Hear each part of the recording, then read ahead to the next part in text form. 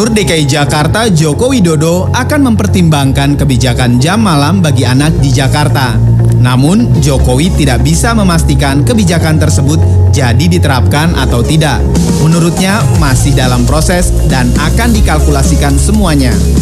Salah satu yang menjadi pertimbangan adalah aktivitas anak-anak di malam hari yang cenderung berdampak negatif, sementara orang tua tidak cukup melakukan proteksi ke anak. Baru disiapkan belum tentu jadi atau nggak jadi, baru diukur-ukur. Ukur artinya plus minusnya mestinya dikalkulasi, dihitung, jangan sampai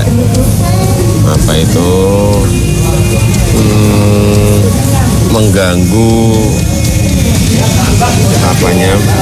pikiran anak juga bisa. Wah, nggak bisa main ke tempat temen misalnya, sehingga semuanya masih dikalkulasi. Nah, saya udah nanti kalau kalkulasinya sudah, perhitungannya sudah betul-betul matang, baru saya sampaikan. Pemberlakuan jam malam bagi anak mencuat setelah kasus kecelakaan di Tol Jagorawi beberapa waktu lalu yang menimpa Putra Ahmad Dhani dan Maya Estianti yang menewaskan 6 orang.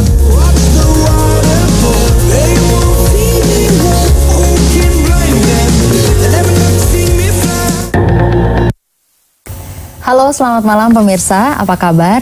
Kita jumpa lagi dalam Ada Apa Berita malam ini pukul 8. Topik kita malam ini adalah pembatasan jam malam untuk anak. Siapa yang tidak ingin anak-anak kita di rumah aman dan tertib, tidak melanggar peraturan dan bisa berkembang sesuai dengan usianya. Itulah topik yang akan kita angkat pada malam ini. Telah hadir 2 orang narasumber kami untuk membahasnya malam ini.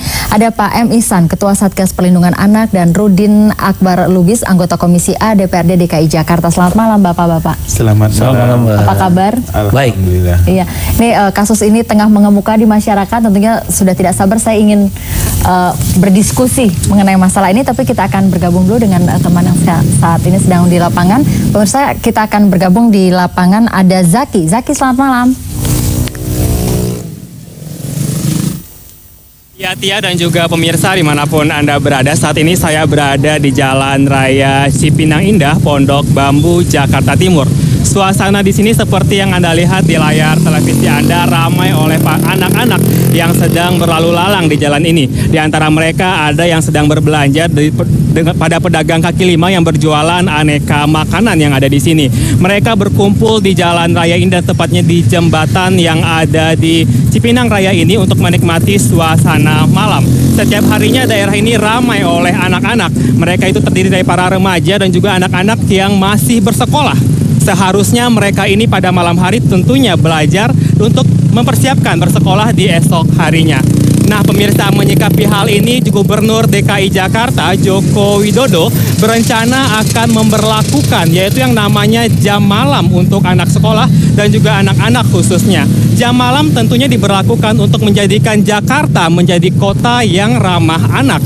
Pemberlakuan jam malam ini masih diperhitungkan atau dikalkulasikan oleh Gubernur DKI Jakarta Joko Widodo akan dampak positifnya dan juga dampak negatifnya. Kemudian pemberlakuan jam malam ini sendiri tentunya memiliki banyak manfaat dan disambut antusias oleh berbagai pihak. Karena tentunya dengan pemberlakuan jam malam ini dapat lebih meningkatkan waktu bagi para siswa untuk belajar di malam harinya. Nah, pemirsa, untuk mengetahui suasana di Cipinang Raya ini, saya telah bersama dengan salah satu ketua RW yang ada di sini, yaitu tepatnya RW 3 di Pondok Bambu ini, itu dengan Bapak Haji Idris. Itu selamat malam Bapak Haji Idris. Selamat malam. Ya. Oh, oke. Bapak, ini kita ketahui di sini ramai sekali oleh anak-anak. Itu apakah ini setiap hari atau ada waktu-waktu tertentu begitu, Pak? Ya, untuk hal semacam ini adalah memang dilakukan oleh anak-anak remaja ini yang berbagai macam dari daerah datang sini maupun dari wilayah lain. Ini di jembatan ini memang selalu dipenuhi oleh kerumunan remaja-remaja. Iya. Nah, demikian ini artinya kami juga sebagai untuk mengantusias bagaimana agar supaya anak remaja tersebut tidak ada di sini. Kami juga bekerja sama dengan beberapa aparat pemerintahan, baik itu dari kepolisian, Koramil juga untuk mengantisipasi yang kita tidak inginkan terhadap kejadian-kejadian terhadap remaja-remaja kita. Kalau kita lihat sekarang ini remaja-remaja kita memang suserang aja.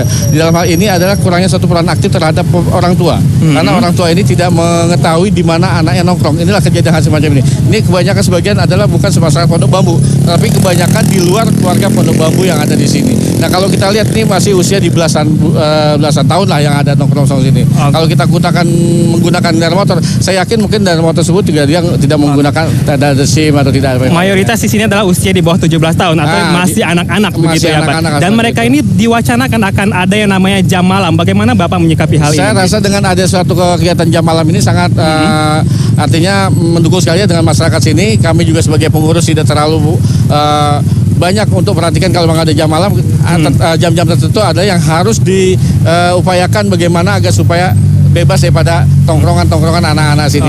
Ini salah satu kerjasama mungkin mudah-mudahan kami sangat mengharapkan baik itu dari Satpol PP, kepolisian, Koramil maupun yang lain dan tokoh masyarakat, unsur yang lain agar supaya menjaga di lingkungan ini jauh daripada tongkrongan anak-anak remaja. Oke. Dari Ketua RW sendiri, Bapak sendiri di sini, bagaimana jam malam pengaturnya seperti apa yang Bapak harapkan? Ya, kami sangat mengharapkan jam malam ini kita batasi dari mulai jam 10 sampai pagi. Itu karena apa? Karena di sini kalau kita lihat apalagi di saat malam Sabtu dan malam Minggu, ini selalu dari jam 5 sore sampai pagi ini penuh di jembatan ini. Nah, bahkan beberapa warga kami juga agak kesulitan masuk ke ruang perumahan Cipinang Indah. Nah, ini kami selalu mengajarkan satu kerjasama dengan kepolisian Duren Sawit, Polsek Duren Sawit. Ini selalu nongkrong sini ke polisi untuk mengusir anak-anak tersebut agar supaya mereka tidak lagi ada nongkrong di jembatan ini. Oke, berarti dari Bapak sendiri merespon positif dengan adanya jam malam. Dengan jam malam untuk kegiatan anak-anak itu sangat. Baik, terima kasih Zaki melaporkan langsung dari Jalan Raya Cipinang. Saya ingin ke Pak Ihsan dulu. Pak Ihsan, kita lihat dari kasus yang sedang mengemuka sekarang, sedang berkembang. Tadi ada satu kalimat dari Zaki yang sempat kita catat bersama. Untuk menjadikan Jakarta kota yang ramah untuk anak. Yang ingin saya tahu dulu adalah seperti apa peraturan atau perundang-undangan atau mungkin yang memang berfungsi untuk melakukan perlindungan terhadap anak yang sekarang sudah ada. Iya.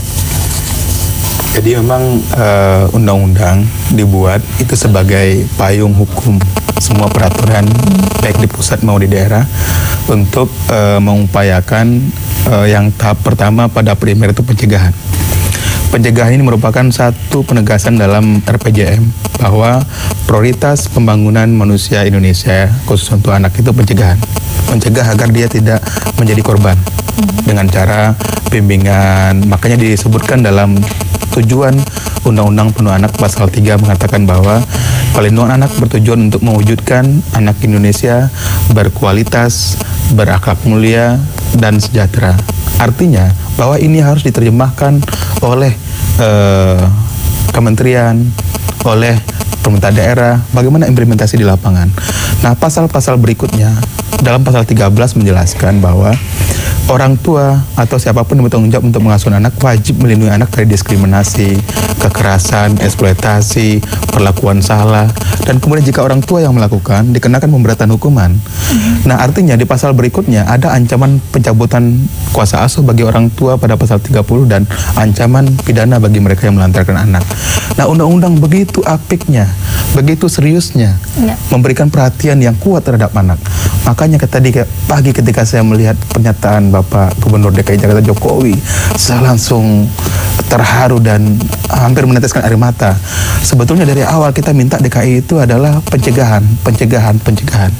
Pencegahan itu saya ingin melihat urgensi dari Perda atau mungkin Pergub yang nanti mungkin kalau memang wacana ini berhasil begitu akan dibukukan begitu ada Perda atau Pergub. Bagaimana urgensinya? Apakah undang-undang tersebut tidak bisa menjamin begitu, Pak? Jadi begini, undang-undang itu mengatur secara umum apa yang harus dilakukan.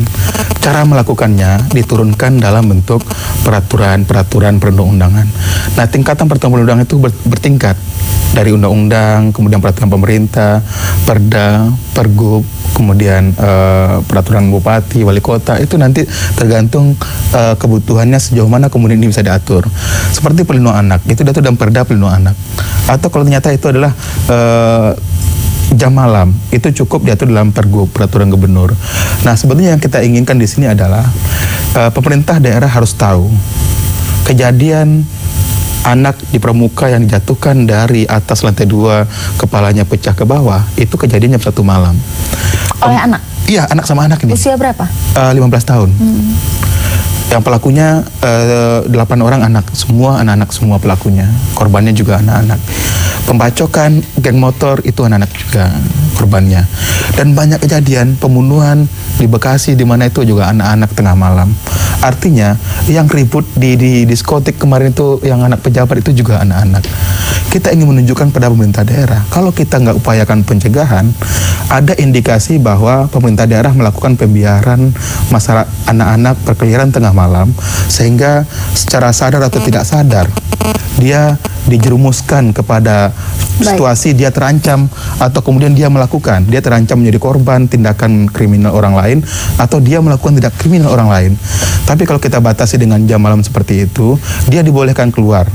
Asal dia didampingi oleh orang tua, didampingi oleh orang dewasa. Ada orang yang pasti bahwa dia keluar bersama orang yang bertanggung jawab terhadap dia. Tidak boleh nongkrong-nongkrong di jalan. Berarti tadi menjawab pertanyaan saya bahwa disitulah letak urgensinya, begitu Mas Ihsan ya? Iya, betapa pentingnya mencegah anak-anak masuk kepada situasi yang berisiko tinggi. Gitu. Baik, saya nanti akan memintakan pendapat Pak Rudin, tapi sebelumnya kita akan rehat dulu sebentar. Pemirsa, kami harap Anda tetap bersama kami. Kami undang Anda dalam diskusi ini di 515-5111. Kami segera kembali.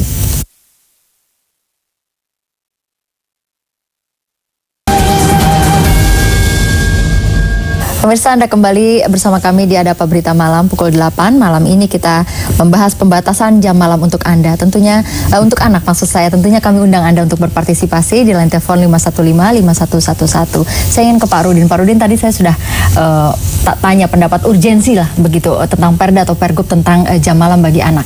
Tanggapan Anda dulu Pak Rudin, silakan. Begini, kalau soal bagaimana kita memberikan satu langkah-langkah pengamanan terhadap anak, itu saya sangat setuju.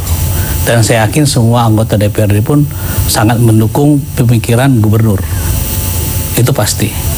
Tapi kami melihat sebenarnya kalau undang-undang yang ada sekarang saja dilaksanakan, saya yakin ini sudah menekan minimal 50% gangguan, entah gangguan kenakalan, pidana atau apapun yang dilakukan oleh anak-anak. Kalau peraturan yang ada saja ditegakkan. Contoh, bahwa sepeda motor harus punya SIM minimal 17 tahun. Itu mereka nongkrong lewat aja depan aparat, nggak diapa-apain tuh. Belum pernah saya lihat ada razia, hanya kalau ada sekumpulan di pramuka contohnya mau ngebut, hanya diusir. Coba adakan operasi gede, tangkap, motornya bawa. Bikin perjanjian sama orang tua. Motor dilepaskan, bawa ke pengadilan, diberikan denda di pengadilan misalnya. Atas mereka menggunakan sepeda motor belum punya SIM. Jadi dibikin efek jerah aja dulu. Itu belum pernah dilakukan. Jadi menurut Anda Pak Rudin, urgensinya belum ada ini di untuk perda pergub penetapan jam malam? Begini, perda pergub jam malam silakan. Tetapi harus diingat, sanksi hukum dalam perda itu, apalagi pergub, itu pilihannya kurungan pun nggak lama, dan dendanya nggak boleh sampai 500.000. Untuk ukuran Jakarta, kalau temennya misalnya kena pengadilan, diproses, dihukum, didenda, patungan, bayar, nggak bisa ditahan, efek jerahnya nggak ada. Tapi kalau pidana, apalagi pelanggaran lalu lintas, itu bisa dikurung. Nah, jadi ada hukum yang lebih keras, yang lebih tegas, yang bisa menyebabkan efek jerah terhadap anak-anak dan orang tua. Bisa dendanya ataupun misalnya dia dipidana kurungan kan, subsidiar 5 juta misalnya, 2,5 juta, kan orang tua jadi, wah kalau gitu besok gua awasin anak gua. Jadi ini persoalannya. Jadi kalau saya tidak melihat kepada pergub atau perdanya, tetapi bagaimana menimbulkan efek jerah kepada anak-anak ini, wabil khusus orang tua, supaya punya rasa khawatir dalam menjaga anak itu. Gak boleh jam 9 mesti pulang ya. Mama nggak mau, papa nggak mau, nanti ada urusan ini. Nah, undang-undang yang ada aja udah bisa. Kan ini persoalan nongkrong seperti tadi di Pondok Bambu, kan ada undang-undang gangguan. Nggak boleh mengganggu orang, bikin keributan di atas jam 10 malam misalnya. Polisi bisa tangkap. Jadi menurut Anda Perda atau Pergub nanti juga tidak akan efektif selama undang-undang, maksudnya peraturan yang sudah ada sekarang ini tidak ditegakkan begitu? Ya pasti, karena Perda apalagi Pergub, sanksi hukumnya nggak boleh berat. Karena kita paling bawah. Dan jadi persoalan begini, kurang lebih ada 30 perda yang sekarang ada ini, yang ada sanksi hukumnya, entah berupa denda atau apa, yang belum bisa dilaksanakan. Karena perda tentang kewenangan Satpol PP dalam hal PPNS, penyidik pegawai negeri sipil, itu belum kita robah. Karena ya kadang-kadang antar SKPD juga, ya gua dong yang menjatuhkan sanksi, yang sana bilang dia. Nah kalau kita berpandangan ya Satpol PP. Jadi inilah sebenarnya harus ada percepatan juga dari pemerintah pusat. Bagaimana sih sebenarnya kewenangan Satpol PP ini? Kalau menurut saya, menurut kami, kan Satpol PP, Satuan Polisi Pamong Praja. Tetapi kalau kita kaji secara akademik, kewenangan dia nggak lebih dari Satpam. Nggak ada kewenangan Satpol PP untuk melakukan satu tindakan polisional. Namanya polisi. Mesti diberikan hak. Ini kita bilang Satpol PP dikasih senjata aja udah ribut masyarakat. Polisi boleh bawa senjata. Cuman SDM-nya kita ganti, jangan SDM yang nggak mumpuni gitu. Jadi sebenarnya persoalannya hakikat bukan di Perda atau Pergub, tetapi tolong undang-undang yang ada sekarang. Misalnya masalah lalu lintas, masalah narkoba, masalah tawuran, betul-betul ditegakkan. Karena semuanya sebetulnya sudah mencakup ya Pak, asal ditegakkan betul-betul. Tanggapan Anda Pak Ihsan? Ini dari DPRD melebar, ini evaluasi kinerja kepala daerah. Saya ingin fokus ke persoalan problematika anak-anak di malam hari. Ini dua hal yang berbeda. Ya, kalau kita nggak betul, ini bukan kinerja kepala daerah, polisi tadi saya bilang. Penerapan peraturan yang ada itu tidak hanya tugas polisi. Tugas polisi itu pada tindakan penindakan. Tapi pemerintah daerah itu dalam sistem otonomi daerah itu diberikan kewenangan. Masalah sosial itu sudah diserahkan sepenuhnya ke pemerintah daerah. Bukan lagi tugas pusat, itu sudah kewenangan daerah sepenuhnya. Bahkan polisi hanya pada penindakan. Pencegahan itu tugasnya kepala daerah. Nah, saya melihat kegalauannya Pak Jokowi gubernur ini karena dia memang bingung. Instrumen yang ada itu tidak cukup untuk mencegah. Padahal dalam pikiran dia bahwa kita tidak boleh berkutat pada kasus. Bicara kasus itu harga yang sangat mahal. Kalau anak sudah jadi korban, kita mengeluarkan biaya yang sangat besar. Karena itu kan kita fokus kepada pencegahan. Masa depan dia tidak akan bisa diperbaiki lagi. Kalau dia sudah meninggal atau cacat, dibacok, diperkosa, itu nggak bisa diselamatkan. Tapi kalau kita yang pasti bahwa dia tidak boleh keluar malam itu karena ada aturan. Kalau mau keluar harus didampingi oleh orang tua atau orang dewasa. Minimal orang tua ketika anaknya minta izin keluar, dia berpikir nggak boleh. Kamu keluar, mama dampingin sama mama. Mana ada orang mau nongkrong mojok di pojok-pojok sama mamanya. Dia kan nongkrong kan sama doinya, bukan sama mamanya. Tapi Pak Ihsan tadi kan pernyataannya adalah kegalauan, mungkin kegalauan Pak Jokowi itu karena dia melihat, dia bingung melihat bahwa instrumen yang ada ternyata tidak bisa tidak bisa menjangkau. Tapi kalau tadi instrumen yang ada memang misalnya SDM-nya ditingkatkan, polisi, kemudian Pamong Praja juga itu apa? Ya, jadi gini, fakta Jakarta, saya mau tanyakan, dasar hukum mana yang bisa melarang anak-anak keluar tengah malam? Nggak ada. Karena kita nggak punya peraturannya. Nah, saya yakin orang yang mengusulkan kepada Bapak Jokowi itu bukan sembarang orang. Jokowi juga menangkap karena dia belajar dari Jogja, dari Solo. Di sana ada jamaah. Saya kantor di Jogja. Saya di pimpinan pusat Muhammadiyah itu melihat, saya sering tinggal di dekat sekitar Malioboro itu. Maghrib mereka harus masuk rumah semua, nggak boleh keluar. Itu ada Perda atau Pergubnya? Yang artinya bahwa faktanya saya lihat ada tulisannya, anak-anak tidak boleh keluar jam segini, jam segini. Nah, itu nggak mungkin dilakukan serentak semua daerah tanpa ada peraturan gubernur atau kepala daerah di situ. Ini kan bentuk masyarakat sudah, bahkan bawa motor pun habis maghrib harus didorong lewat gang itu. begitu tidak mengganggu ketertiban umum begitu mereka tuh sangat ramah sama anak. Mereka ingin menunjukkan di Jogja itu tidak boleh satu anak pun terganggu belajar. Kamu naik motor masuk gang, matikan motornya, dorong sampai ke ujung. Baik, ini menarik. Nanti kita lihat lagi. Kita kembalikan kepada bagaimana di Jakarta harus supaya hal-hal seperti ini bisa terjadi. Kita akan rehat dulu sebentar, Bapak-bapak. Pemirsa, kami harap Anda tetap bersama kami. Kami akan rehat dulu sebentar.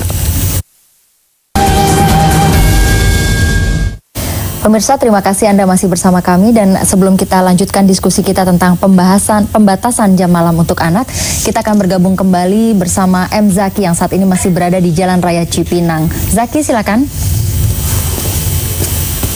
Ya, dan juga pemirsa masih dari Jalan Raya Cipinang Indah, yaitu tepatnya daerah Pondok Bambu, Jakarta Timur, dan masih bersama dengan Ketua RW 3 yang Pondok Bambu, Jakarta Timur ini sendiri. Kita akan melanjutkan wawancara kita. Bapak, khususnya anak-anak yang ada di RW 3 ini sendiri, bagaimana pengaturan yang dilakukan oleh RW Bapak begitu? Di dalam hal ini kita juga suatu kerjasama dengan pengurus RT yang ada di wilayah RW 03 yang dari 18 RT, dan itu dalam forum silaturahmi kita menyampaikan tentang masalah kenakalan remaja, terutama anak-anak yang di bawah usia. Oleh karena ini dengan perlu ada satu antusias terhadap pengurus RT dan menginformasikan kepada seluruh masyarakat, karena sebagai petanggung jawab sepenuhnya ada sebagai orang tua. Nah, orang tuanya inilah yang harus betul-betul bisa memperhatikan bagaimana terhadap putra-putrinya kalau pada saat di malam hari. Di belakang kita lihat di sini banyak sekali anak-anak begitu ya Pak ya, tepat masih di bawah 17 tahun. Mereka ini berasal dari mana saja begitu Pak? Untuk sementara yang berasal dari sini adalah dari luar dari wilayah Kelurahan Pondok Bambu. Ada sebagian besar yang ada di Pondok Bambu, ini tidak ada di Mapolsek. Mereka bayangkan dari Bekasi, bahkan dari keluar-keluaran yang lain masuk ke wilayah kita semua. Nah, ini yang masuk ke wilayah sini. Jadi semua campur jadi satu semua. Yang masyarakat di sini yang mungkin sudah merasa enggan, bosan, mereka juga pada di dalam. Nah, itu. Apakah sudah ada sebelumnya upaya komunikasi begitu dengan RT-RT dan juga dengan RW lainnya untuk jam bagi anak-anak sendiri untuk tidak berkeliaran di malam hari begitu Pak? Kami sudah adakan suatu upaya kerjasama baik pengurus RT dan RW yang ada di Kelurahan Pondok Bambu agar kita pemantauan terhadap putra-putrinya. Nah, oleh karena itu kami juga bekerjasama dengan organisasi masyarakat. Ini apabila pada saat kita melaksanakan sweeping, setelah habis sweeping timbul lagi. Nah, ini oleh karena itu dengan adanya salah satu peraturan jam malam ini sangat tentunya diharapkan oleh masyarakat agar kiranya berikan suatu sanksi, terutama kepada anak-anak yang usia belasan tahun yang di bawah usia 17 tahun semacam ini. Tentunya hal ini adalah agar supaya dari pihak pemerintah mau memberikan suatu sanksi-sanksi yang ada di masyarakat yang ada atau remaja atau pemuda-pemuda yang nongkrong di batas jalan ini. Nanti poin-poin apa yang diperlukan nanti untuk pembatasan jam malam juga supaya lebih fleksibel begitu pengaturannya, lebih kepada apa pengaturannya? Saya rasa dengan adanya satu pengaturan ini kita suatu kerjasama juga dengan tokoh masyarakat, tokoh agama dan juga instansi pemerintah baik itu kepolisian maupun Koramil, terutama ya Trantip Satpol PP, mereka juga harus pemantauan pada saat di tengah malam. Dan kami akan berupaya juga menginformasikan kepada masyarakat bahwa di wilayah ini kita berlakukan jam malam. Kemudian harapan kedepannya terhadap pemerintah bagaimana Pak dengan akan wacana akan diadakannya jam malam ini begitu Pak? Untuk kegiatan terhadap pemerintah yang tentunya dalam ini kami mengharapkan sesuatu dengan suatu jam malam untuk penertiban bagaimana bahwasanya anak remaja kita ini agar supaya yang tentunya dalam ini mereka mempunyai suatu aktivitas sekolah agar tidak terganggu dengan adanya jam malam tersebut. Dia bisa mengadakan suatu kegiatan di rumah dengan belajar, persiapan dia untuk ke depan. Karena apa? Ini ke depan anak-anak remaja kita untuk masa yang akan datang. Kalau memang hal semacam ini dibiarkan, bagaimana nanti Jakarta yang akan datang? Nah, itu. Tapi untuk sementara diperlukan adalah upaya preventif dari orang tua untuk menjaga anaknya khususnya di malam hari begitu ya Pak? Itulah salah satu contohnya bahwasanya ini proaktif terhadap orang tua mengawasi terhadap putra-putrinya pada saat jam tengah malam, terutama mulai jam 9 paling tidak orang tua mempunyai suatu perhatian terhadap anaknya. Karena ini anaknya ini tentunya paling tidak mereka juga ada satu perhatian dari orang tua, dia tidak akan keluar dari rumah. Terima kasih Bapak silakan bertugas kembali. Pemirsa, demikianlah wawancara kami dengan Bapak RW 3 di Kelurahan Pondok Bambu, Jakarta Timur sendiri. Kembali ke rekan Tia di studio. Baik, terima kasih Zaki. Saya ingin ke Pak Rudin. Pak Rudin, tadi kita lihat ya, pada saat Zaki sedang mewawancara Pak RW di Cipinang juga tadi banyak sekali anak-anak duduk di bawah. Itu saya yakin di bawah 17 tahun semua. Nah, tapi kembali lagi masalah Perda dan Pergub. Tadi Pak Rudin bilang ini bukan masalah Perda Pergubnya, tapi saya ingin lihat dari sisi legislatif. Apa sih kendala yang mungkin muncul dari wacana Perda atau Pergub ini? Begini. Kalau polisi gubernur tadi juga jelas dia akan kaji dulu bahwa ini kan wacana. dan esensi daripada pemikirannya itu jelas akan didukung oleh semua anggota DPRD, itu pasti. Kalau untuk kepentingan masa depan tunas bangsa, itu pasti. Nah, sekarang kita di Indonesia ini perda itu dibatasi sanksinya, sangat ringan, kurungan atau denda. Dan denda ini untuk ukuran anak-anak atau orang Jakarta, 2 orang atau 3 anak patungan bisa dibayar. Nah, jadi kalau saya lebih melihat, ya janganlah tanggung jawab ini diserahkan kepada gubernur. Ada institusi lain yang sebenarnya bisa berperan karena perangkatnya ada, alat hukumnya ada, kekuatan SDM-nya ada, yaitu kepolisian. Kepolisian, razia itu jangan dirazia diusir, tapi tangkapin, punya SIM misalnya, nggak punya SIM, motor tahan, bawa kantor polisi, panggil orang tuanya. Nah, kemudian tidak bisa ini, ajukan ke pengadilan, berikan denda yang cukup besar sehingga ada efek jerah terhadap orang tua. Kalau tidak ada perda, pergub, tapi misalnya yang nongkrong-nongkrong aja, Pak, dia nggak bawa kendaraan bermotor, dia nongkrong-nongkrong aja. Nah, nongkrong-nongkrong ada undang-undang gangguan, bisa kita proses. Ketertiban umum ada perdanya. Tapi kan ini kan maksudnya kan spiritnya adalah kan mencegah begitu, Pak. Kalau orang nongkrong-nongkrong. Itu maksudnya begini. Maksudnya begini, Pak, kalau polisi ada dari jam 10 sampai jam 12 malam, dia masih tenang-tenang. Nanti setelah di atas jam 12 kemudian mulai minum dan kemudian mulai gaduh. Nah, itu kan maksudnya untuk pencegahan. Sebelum sampai jam 12 itu gaduh, sebelum jam 10 sudah ayo pulang. Itu gimana? Nah, begini. Kan ini sekarang gubernur juga tadi mengatakan tidak serta-merta, harus ada kajian. Nah, menunggu kajian gubernur ini, DPRD dan sebagainya, Pemprov DKI, ya peraturan yang ada besok kita tegakkan. Sudah saya yakin mengurangi setidaknya 70% yang tadi dikeluhkan. Misalnya nongkrong, loh masyarakat itu kan tadi Pondok Bambu nggak setuju. Anda mengganggu ketentraman kami, ada undang-undangnya. Jadi jam 7 malam tuh bisa ditangkap, jam 3 siang bisa ditangkap kalau mengganggu ketentraman. Nah, kemudian soal bawa motor, nongkrong motor, ada undang-undang lalu lintas, 17 tahun boleh punya SIM. Itu pasti dilanggar orang belum 17 tahun. Jadi sebenarnya jangan sekarang, ya gubernur harus begini, ya dia bagus, sudah mewacanakan sesuatu yang baik, tapi dia bilang, tunggu dong, ini saya harus kaji dulu. Nah, sekarang nunggu kajian gubernur ini, ya yang ada ini aja besok kita tegakkan. Kalau besok kita tegakkan ini tidak mengurangi angka itu, baru kita harapkan yang gubernur. Pak Ihsan. Nah, gitu. Ini menarik nih, saya menarik sekali. Saya sangat tertarik dengan argumentasi DPRD kita. Saya warga DKI Jakarta di Matraman, Kayu Manis, Jakarta Timur. Sangat menarik sekali. Mengaitkan undang-undang ketertiban umum, kemudian mengaitkan dengan bahwa ini sudah ada peraturan, ini tugas polisi. Mohon maaf, saya ingin menegaskan, kalau kita pendekatan semua represif dengan kepolisian, itu kita tidak melindungi anak-anak kita. Saya pengalaman betul ya, polisi itu kalau kemudian dihadapkan sama anak-anak, yang harus kita ingat bahwa anak-anak itu mengalami trauma dan pengalaman buruk. Tolonglah, jangan selalu semua masalah dibawa ke polisi. Saya ingin menggambarkan, dalam banyak sesi saya katakan, sebetulnya kalau ada anak melanggar, jangan bawa ke polisi dulu. Selesaikan di masyarakat, di warga, dan dibimbing. Jangan bawa ke polisi. Jadi kalau anak-anak persoalan tadi masalah kendaraan, nongkrong itu, saya pikir jangan libatkan polisi. Itu yang pertama. Yang kedua, saya ingin tegaskan bahwa kalau sudah ada aturan yang melarang anak-anak duduk depan orang jualan tadi tengah malam, nggak mungkin dong Jokowi akan mengatakan bahwa ini perlu jam malam. Kenapa? Karena memang belum ada sampai hari ini aturan yang tidak membolehkan dia duduk di situ. Itu bukan, itu belum, nggak ada mengatakan itu melanggar ketertiban umum. Orang duduk, nggak, sebentar dulu. Orang duduk belanja, nongkrong di situ, ketertiban apa yang dilanggar sama dia? Masalah gini, Pak. Saya ingin tegaskan bahwa Undang-Undang Otonomi Daerah itu sudah membagi habis tugas-tugas pusat dan daerah. Tugas tentang PMKS sosial penyandang masalah sosial, tugas kemudian ketertiban, tugas penataan, pembinaan tata ruang, itu tugasnya pemerintah daerah. Yang diatur masih oleh pusat itu yang langsung dipegang itu adalah kepolisian, hukum, dalam negeri, dan agama. Artinya bahwa ini yang harus dipahami oleh semua DPRD di Indonesia, bahwa ini sudah dibagi habis ke pusat, ke daerah. Dibagi habis berarti kan masalah jam malam ini kan nanti kembali kepada daerah. Itu begitu? adalah sepenuhnya kewenangan kepala daerah dan DPRD untuk merumuskan bagaimana mencegah anak-anak ini terlindungi dengan baik. Ada dua yang saya ingin tanyakan Pak Ihsan. Tadi Anda bilang kalau ada apa-apa, anak-anak itu jangan langsung dihadapkan dengan polisi. Kalau begitu nanti siapa ujung tombaknya kalau Perda Pergub itu? Pertanyaan kemudian menarik, yang kedua tadi adalah pendapat dari Pak Rudin juga kita tidak bisa menafikan bahwa betul Perda atau Pergub itu nantinya sanksinya tidak akan memberikan efek jerah.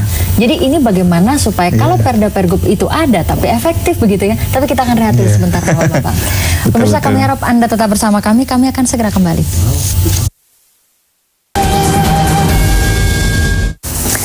Pemirsa, kami ucapkan terima kasih Anda masih bersama kami dan kita akan kembali bergabung bersama Zaki yang masih ada di Jakarta Timur. Zaki, silakan. Pemirsa dan juga Tia, masih dari Jalan Raya Cipinang Indah, itu tepatnya di mana di belakang saya masih ramai dengan para anak muda, khususnya remaja dan juga anak-anak yang sedang beraktivitas di malam hari ini.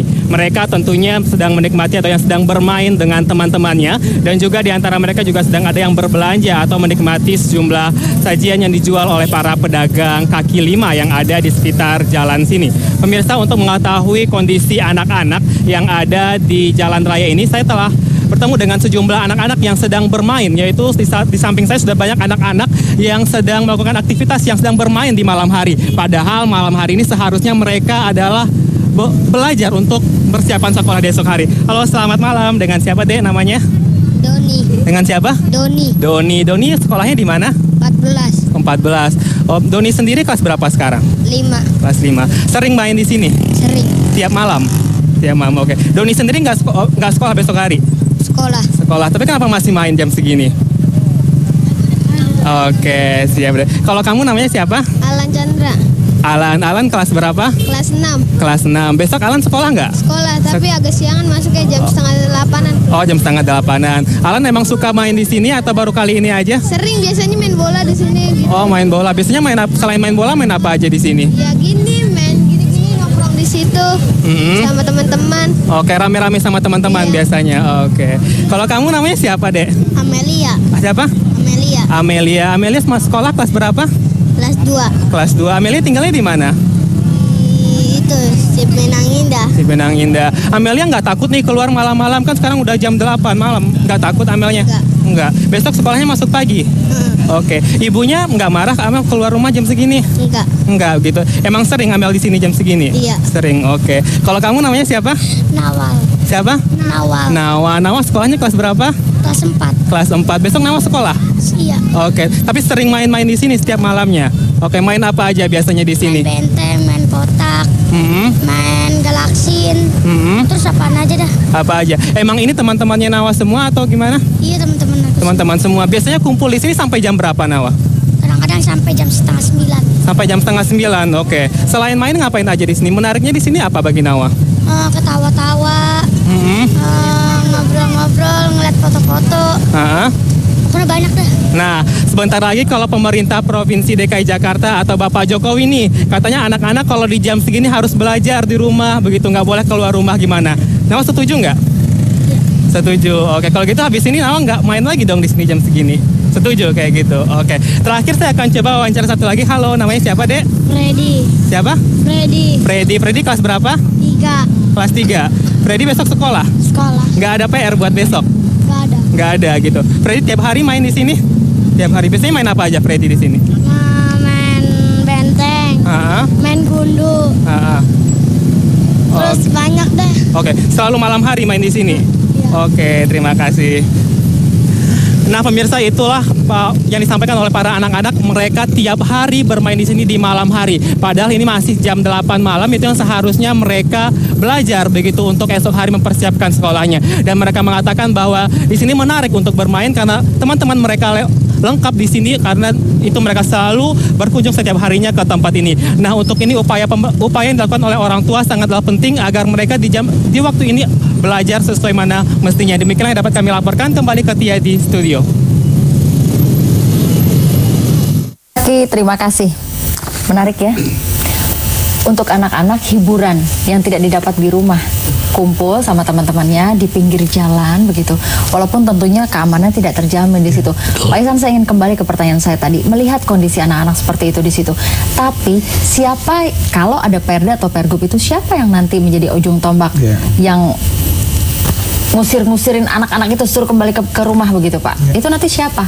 Kalau bukan polisi?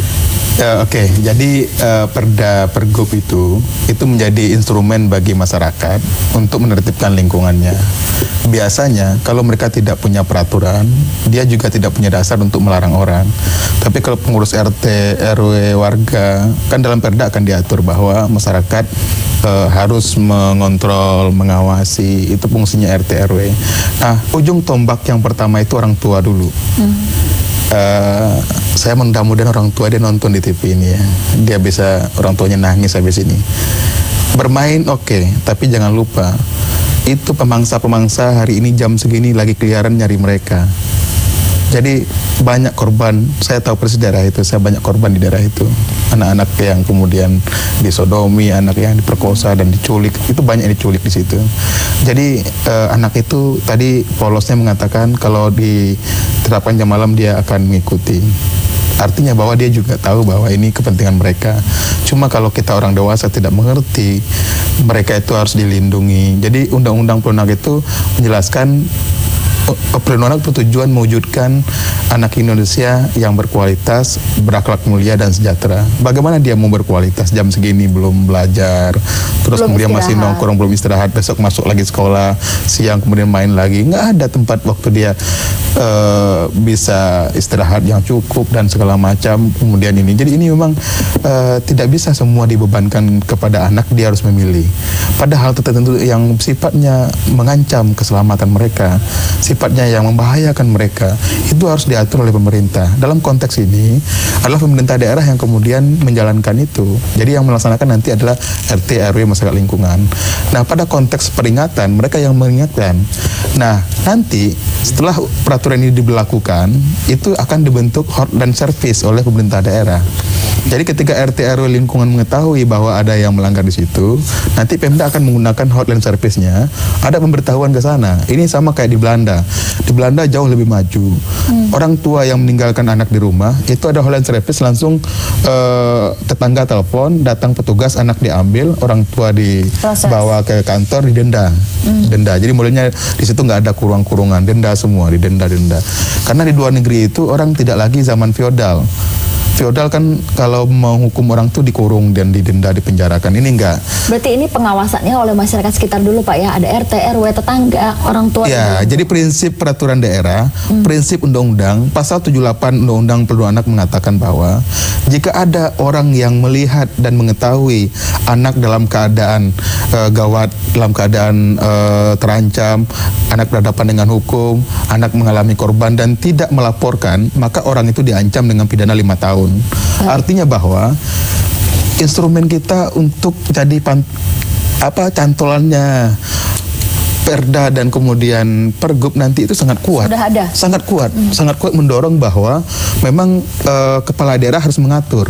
Baik. Karena fungsi kepala daerah itu memang mengatur masyarakatnya. Kalau dia biarkan, Jokowi mungkin berpikir kalau sampai masyarakat melakukan class action terhadap pemerintah daerah karena membiarkan anak-anak berkeliaran tengah malam, itu berisiko kepada dia dihadapkan ke pengadilan. Dan saya berharap tidak sampai kemudian masyarakat menuntut karena Pemda tidak bertanggung jawab. Keinginan Jokowi menyampaikan itu niat dari hati tulusnya yang ingin merespon itu. Kami berharap DPRD mendukung penuh karena ini demi kepentingan terbaik bagi anak. Ini harapan kami. Baik, ini nanti masih akan kita diskusikan. Kita masih ada punya beberapa waktu, tapi kita akan rehat dulu sebentar. Sesudah ini kita akan mendengar statement dari Pak Basuki, Pak Wagub, ya, mengenai Perda atau rencana Pergub ini. Pemirsa, kami harap Anda tetap bersama kami segera kembali. Juga pemirsa, di samping ramai oleh anak-anak, kondisi di Jalan Cipinang Raya ini, Cipinang Indah ini juga ramai oleh para pesepeda motor atau para anak muda yang mengendarai sepeda motor, yaitu mereka di sini tentunya juga untuk melakukan nongkrong dan juga berbelanja. Para anak muda ini di sini setiap harinya juga dipenuhi untuk melakukan aktivitas-aktivitas anak muda tentunya. Nah, menariknya pemirsa, wacana akan adanya peraturan atau pemberlakuan jam malam nantinya tentunya juga akan diberlakukan terhadap pemuda nantinya. Nah, pemirsa, kita akan mencoba yaitu untuk mewawancarai salah satu pesepeda motor yang lewat di sini, dan kita akan berusaha pemirsa untuk melihat salah satu pesepeda motor yang ada di kawasan ini. Halo, ini sih Mas. Oke. Selamat malam, dengan nama siapa? Andi, Pak. Mas ya? Andi, oke. Ada rencana pemerintah akan memberlakukan jam malam. Apakah Mas sudah mengetahuinya? Belum, Pak. Belum mengetahuinya. Nanti jika adanya jam malam dan jam segini, kalau anak muda itu tidak, atau anak sekolahan tidak boleh untuk berkeliaran di jalan, bagaimana menurut Anda? Ya mungkin ya lebih bagus lagi gitu sih. Begitu. Berarti mendukung dengan adanya jam malam ya? Ya betul. Oke. Biasanya aktivitas apa saja yang dilakukan di sini? Ya, paling anak-anak pada nongkrong aja gitu kan, paling jalan-jalan aja gitu. Gitu, oke. Biasanya ramai oleh anak muda pada hari apa aja, tepat setiap hari begitu? Setiap hari, cuman malam minggunya lebih ramai lagi. Lebih ramai lagi begitu. Apa aja aktivitasnya anak muda di sini? Ya paling biasa muter-muter aja gitu, jalan-jalan, paling nongkrong gitu. Kalau Mas sendiri mau kemana? Mau pulang. Mau pulang, oke. Ngantar, ya. Ngantar. Kalau dengan ini namanya siapa? Rizky Amelia. Rizky udah tahu belum kalau ada rencana pemerintah akan menerapkan jam malam begitu bagi ya? Sudah tahu. Oke. Rizky sendiri setuju nggak dengan akan diberlakukannya jam malam? Setuju. Kenapa? Ya dengan cara seperti itu kita lebih giat lagi untuk belajar ke depannya dan lebih paham lagi untuk kegiatan malam yang dilarang oleh orang tua ya. Sekarang kan kurangnya perhatian dari orang tua sehingga anaknya keluar malam dengan tanpa izin dari orang tua. Oh begitu, oke. Tapi belum mengetahui begitu ya? Iya. Oke, terima kasih. Terima kasih Mas, silakan dilanjutkan lagi perjalanannya. Nah, itulah wawancara saya dengan salah satu pengendara sepeda motor yang ada di sini. Kembali pada rekan Tia di studio. Baik Zaki, terima kasih. Nah pemirsa, kami akan sampaikan pernyataan dari Wakil Gubernur Basuki berkenaan dengan wacana Perda atau Pergub ini. Jangan gara-gara ada kasus anak kecil nabrak, itu terus ada jam malam juga. Jadi kelihatannya Pak Basuki Cahayapurnama ini pihak yang belum tentu mendukung ini Perda atau Pergub. Jangan gara-gara ada kasus anak kecil nabrak itu terus ada jam malam juga. Begitu Pak Rudin, ini kelihatannya sama dengan Pak Rudin. Mudah-mudahan Pak Basuki Cahayapurnama sudah punya solusinya gitu. Jadi kalau tidak ada Perda atau Pergub, apa solusinya dari Pak Basuki begitu? Kalau Pak Rudin tadi kan Anda bilang bahwa yang ada saja dimaksimalkan atau diekstensifkan begitu kerjanya supaya lebih efektif kepolisian dalam hal ini. Tapi kalau kita tahu sekarang polisi berapa orang sih sekarang begini Pak? Polisi untuk ngurusin lalin sehari-hari aja repot itu. Itu bagaimana Pak Rudin? Begini. Maksud saya kan kalau ada Perda atau Pergub, jadi sudah ada pencegahan dari rumah dulu begitu Pak. Anak dilarang keluar dulu oleh orang tua. Sanksinya apa? Sanksinya apa? Dari Terus Perda Pergub itu yang menerapkan sanksinya siapa? Yang menerapkan sanksinya kan nggak ada. Jadi kalau saya begini, ini kan kita dukung paradigma gubernur, ide gubernur baik, harus didukung. Nah, kan ada kajian akademik bagaimana sih perda ini yang bagus. Nah, tentu supaya jangan terlalu berat beban perda ini, bahwa ya peraturan yang ada itu ditegakkan dan dilaksanakan. Itu dulu. Karena kalau contoh polisi terhadap anak-anak, mereka kan ada renakta, remaja, anak dan wanita, bagian itu. Mereka bisa datang dengan baju biasa dan ada persuasif dulu polisi. Jadi dilaksanakan dulu. Nanti setelah ini dilaksanakan semua, ketahuan bagaimana sih isi perdanya yang cocok. Jadi jangan, kalau begini, aturan yang ada nggak kita tegakkan, akhirnya beban perda ini terlalu berat. Baik.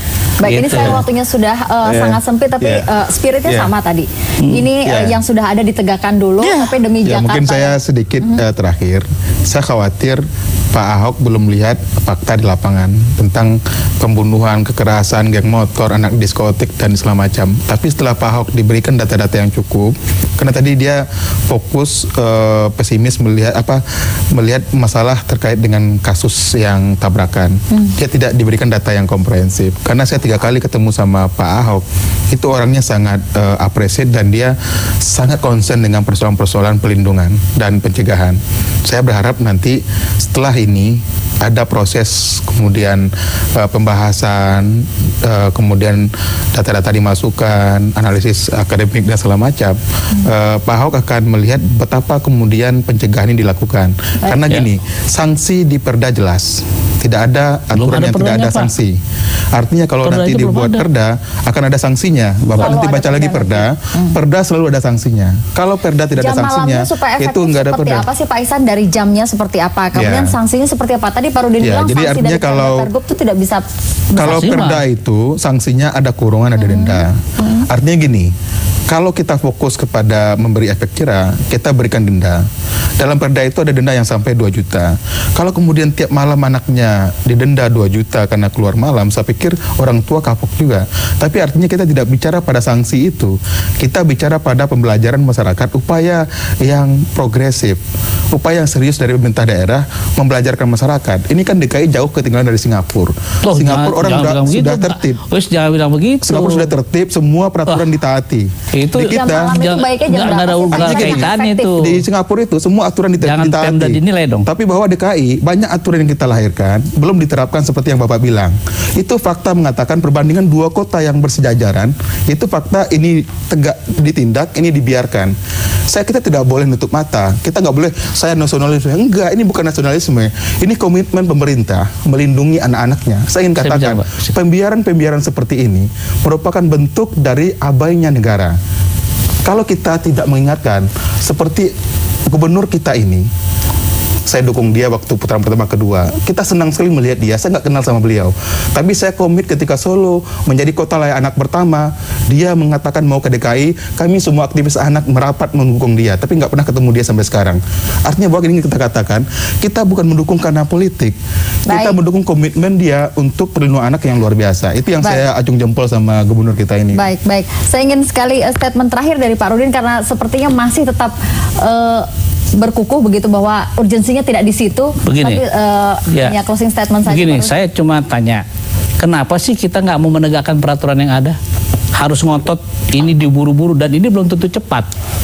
Kita bukan nggak setuju Perda tentang larangan ataupun jam malam apapun namanya terhadap anak. Kita bukan tidak setuju. Tetapi kita ada lihat ada satu hal yang bisa, perangkat hukum yang ada yang bisa menekan ini. Kenapa sih kok ini kayaknya tabu banget untuk dilaksanakan? Laksanakan aja ini sehingga nanti beban Perda ini yang ide gubernur ini tidak berat. Itu aja. Jadi jangan alergi meningkatkan ataupun melaksanakan hukum yang ada. Itu yang penting. Betul. Baik, mudah-mudahan di titik itu kita sepakat. Mudah-mudahan kita akan diskusi lagi di lain waktu. Tapi yang penting spiritnya harus jalan semua gitu. Baik, terima kasih Bapak-Bapak diskusinya malam ini. Selamat malam. Dan pemirsa, demikian akhir dari diskusi kita malam ini. Namun kami harap Anda tetap bersama kami, karena Ada Apa Berita akan terus berlanjut hingga pukul 11 malam nanti. Dan setelah ini rekan saya Abdul Rashid akan menemani Anda. Saya Tia Yufada undur pamit, selamat malam dan sampai jumpa.